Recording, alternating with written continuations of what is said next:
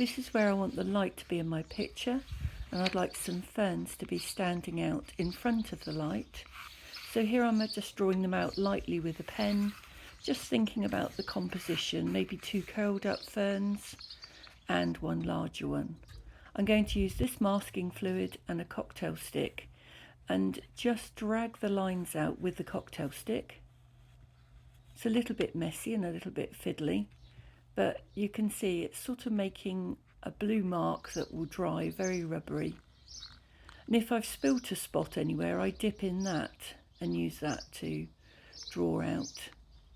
The mask pens that have a nib on them to put the masking fluid on would be a lot easier, but this one actually does very well and comes off easily. Now I'm going to wet the paper all over, so thoroughly wet, and then because I want to have the light shining through, I'm going to leave a white patch and start working around it with the yellow, just spreading it out a bit there. And then I'll go in with blue, just a suggestion of sky peeping through here. And those will blend together, especially if I tip them up like this. The colours will kind of run together. They're going to dry lighter anyway. And then I'm going to add in greens. That could be a tree line, or it could be just the tops of the ferns in the background. And don't forget, you can leave white areas because it's going to carry on moving and spreading. As I come down the page, I've been much darker with the colours, and I've also scattered salt on. And when it dries, it leaves these amazing effects. And when it really is completely dry, you can start rubbing off the masking fluid.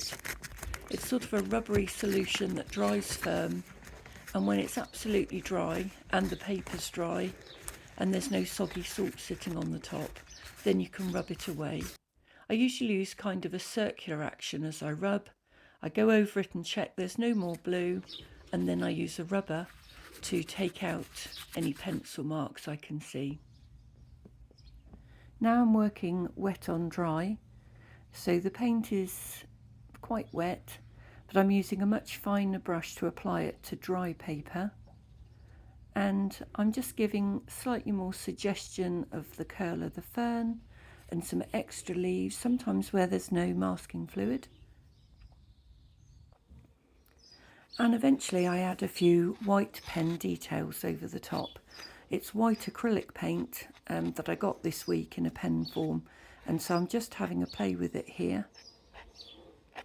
I just meant to add a few highlights, but as usual I can't stop myself. I'm adding in grasses and more leaves and just lots of added texture with this white paint pen. And there's the finished picture.